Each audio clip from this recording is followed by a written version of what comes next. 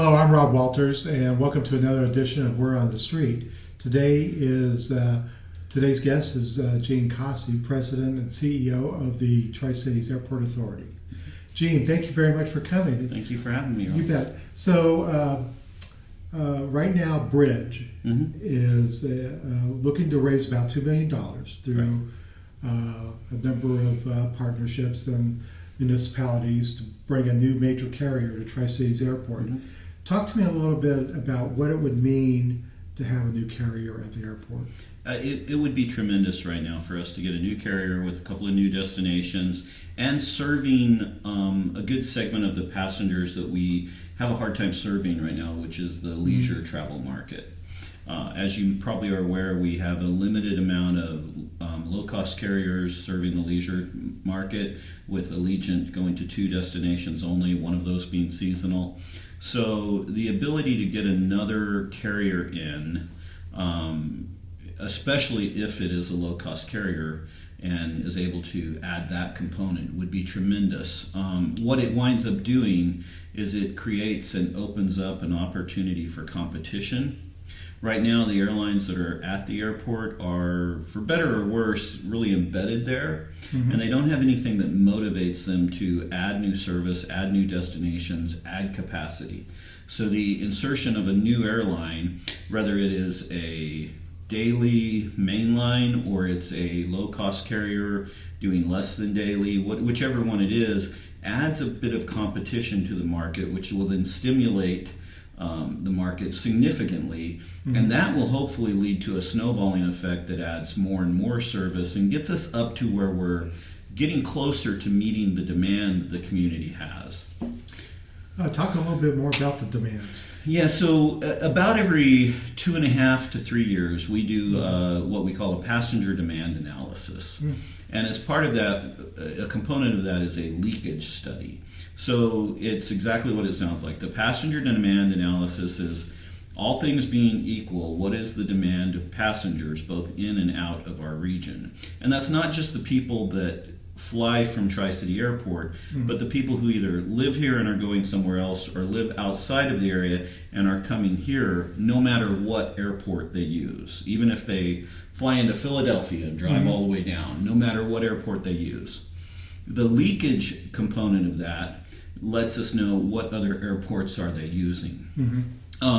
During the last passenger demand analysis, we had about 3 times the amount of passengers that we have seats. So the demand exceeds the supply by about 3 times. Of course, anytime that happens, the favor is in the supplier's pocket. So the airlines have the favor, the economic favor there. They're able to set the prices of the seats as high as they want. They make good revenue without having to put as much work into it, and that's just natural. That's how they do business across the country. That's nothing good nor bad about the airline. It's just how they do business. Right. Adding that competition factor changes that dynamic, and that will then in turn boost the capacity, the supply, so that the demand can be closer to being met. What we find as we look at other airports around the country, what that tends to do is also grow the demand at the same time, which has a net benefit for everybody. Talk to me a little bit about the number of passengers that pass through the airport each year.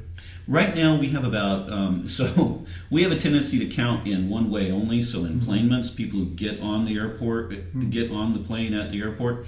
And last year we hit about 240, maybe give or take a few. And this year we're anticipating probably hitting closer to 250. And we are essentially full at that point. So that means about between 450 to 500,000 passengers go through the airport each year. That obviously doesn't count the number of employees who are going back and forth, the number of people who come and pick up, and the meters and greeters, the people who take people to get on the flight. So we probably have closer to 800,000 to 1 million people a year going through the terminal in one way or another. Can you talk to me a little bit about some infrastructure projects that are in the pipeline to help with growth? Yeah, so I think you might have known about this, but what we're working on is a master plan, and we're about to finish that. And the master plan looks at what we need for the next 5, 10, 15, and 20 years as far as infrastructure. So it is an infrastructure plan. And we've identified several areas that, we've already known about simply because we work there, we're there every day, we know about them. But the master plan kind of makes sure that we have a really good handle on those things. And some of the first things we've realized and recognized is we don't have enough parking capacity, and we need more room in the terminal, especially the checkpoint where everybody goes through security. So we're starting. We were supposed to start back in the fall, late summer, early fall, the parking lot expansion project.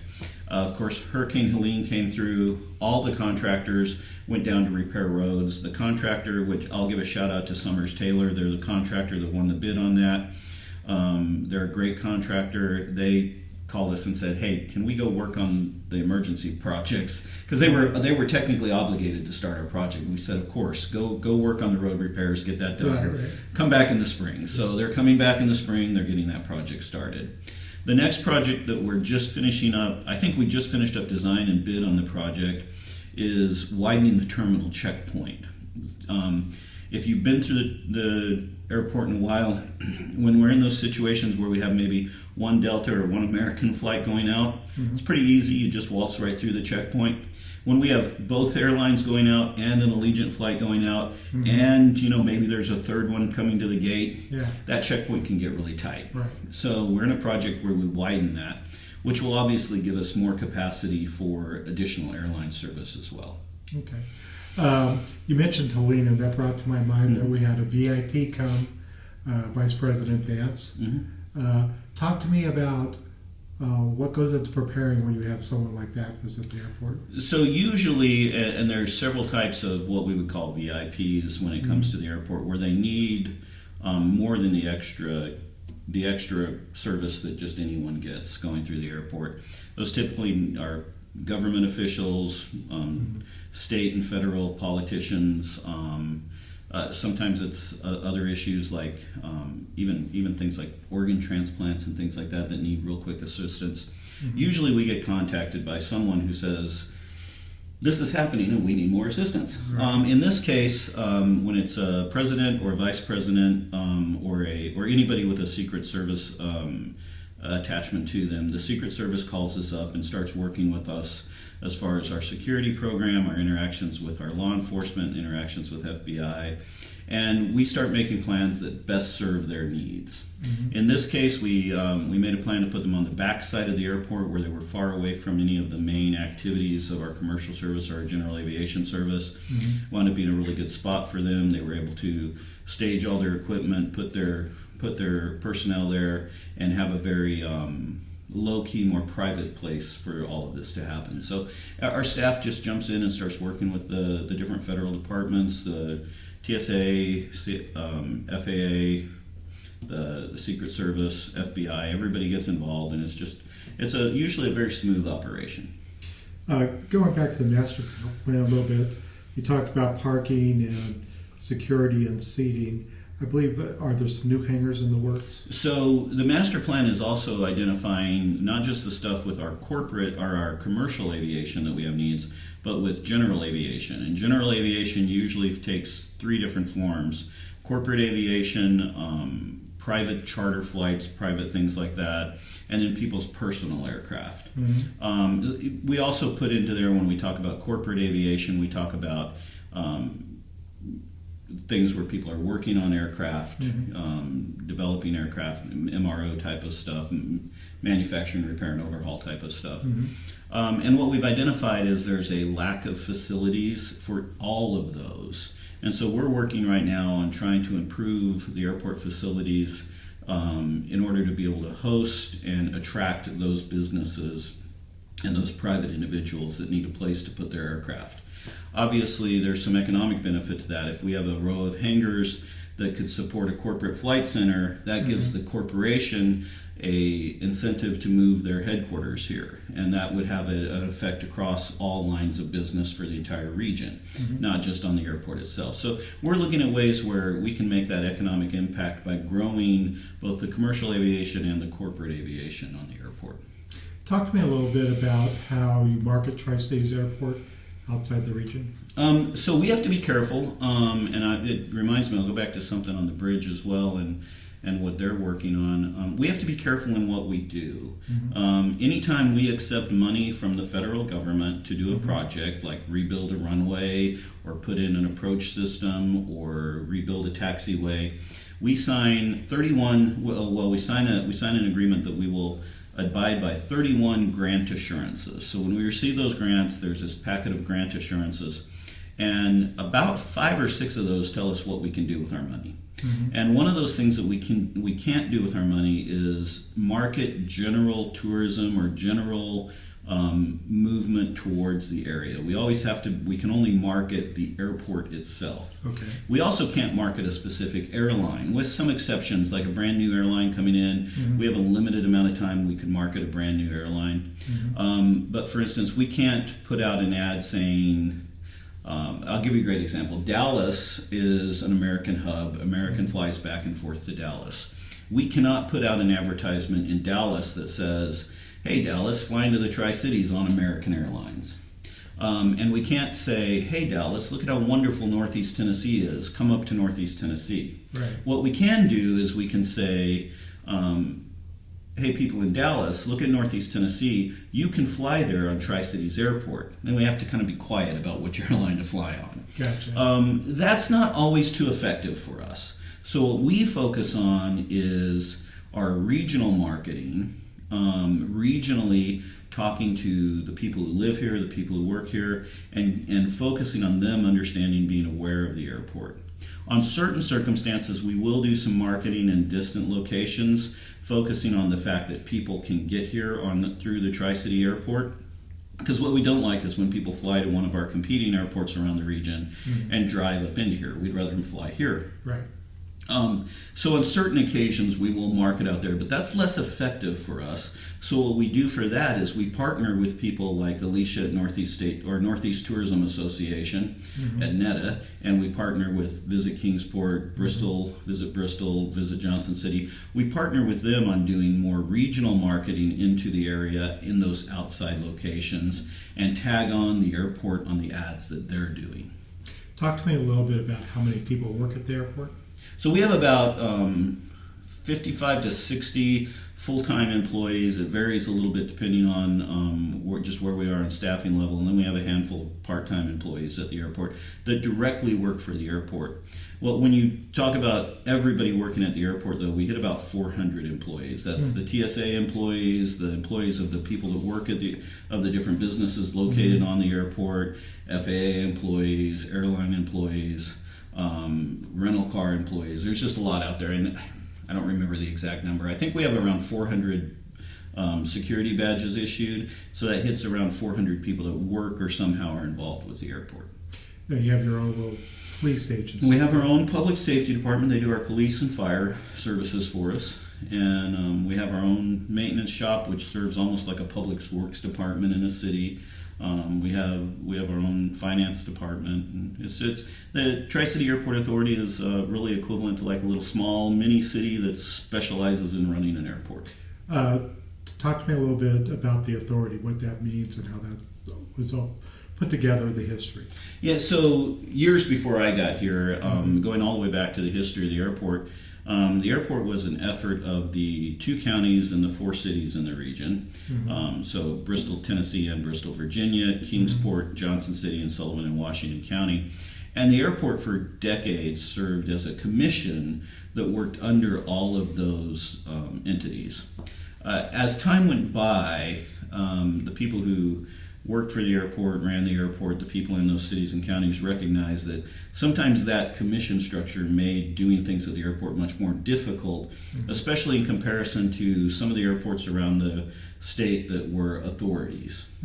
And so they went to the state and they created a new section of the Airport Authority Law, which allowed us to bring Bristol, Virginia into a Tennessee authority. And we became our own authority, which in essence is our own government body. Like any of the other airport authorities or like a water district or something like that. We're our own specific municipality under that situation. Each of the 4 cities and the 2 counties appoint board members and have oversight through the board members they appoint. But we do operate now autonomously, which allows us a lot more ability to do the job we're required to do, which is run, grow, and promote the airport. Great. Last Thursday, there was a Delta Connection passenger flight that was diverted to your airport. I believe it took off in South Bend. It was heading to Atlanta. So what happens when you learn that there's a aircraft being diverted to your airport? So we have a airport emergency plan. The airport emergency plan is a very extensive plan that follows FEMA guidelines, Federal Emergency Management Association guidelines.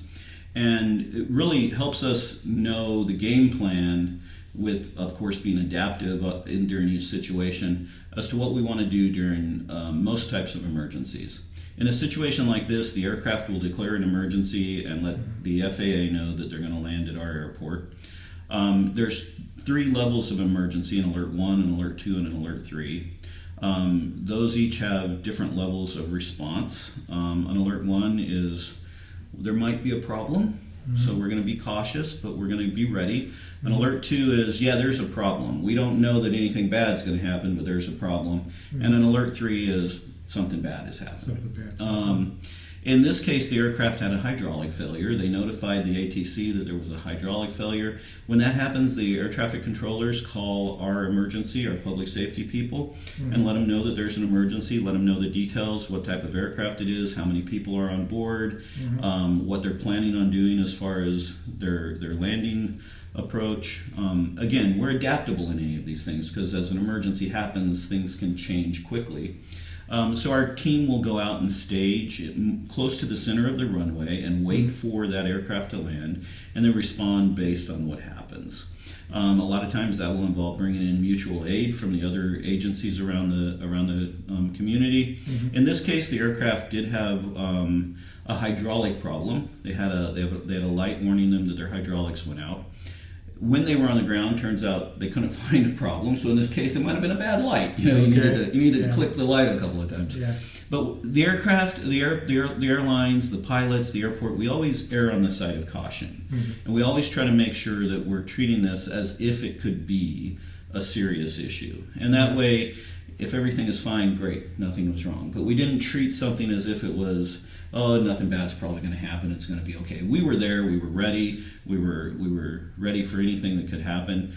Turns out it was, everything was fine. They fixed the issue, and the aircraft was able to go on. But we always treat those with the utmost serious.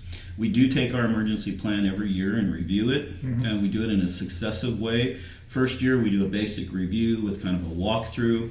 The second year, we do a full-fledged tabletop, and then the third year, we do an in-the-field drill where we put fake aircraft out, we stage an emergency, we run everybody through an emergency situation. So we're always prepared for something to happen. So running an airport like that, so what's your typical day like? I think it's fun because I've been doing this now for about 35 years, and I would say there's very few typical days. Everything is always different. Yeah. There's always something new going on, but again, we're kind of for me, I'm at that part where there's a lot of paperwork, a lot of management stuff, a lot of meetings, a lot of phone calls. Yeah. For my staff, it just really depends on what was happening.